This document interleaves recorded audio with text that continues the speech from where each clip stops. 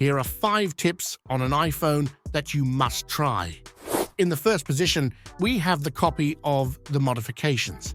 When you edit a photo and want to apply those edits to another photo, all you have to do is hold the photo, select Copy Edits, then choose the photo you want to apply them to. It is simple and efficient.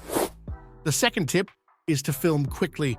Instead of going through the camera to switch to video mode, you can simply hold and swipe right to start filming instantly.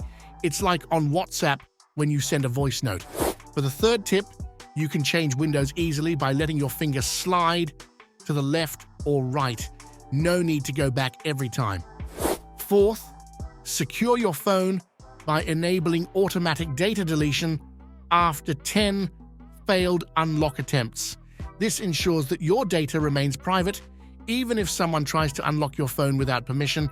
And finally, the fifth tip is to add a link in an email by simply writing link and holding.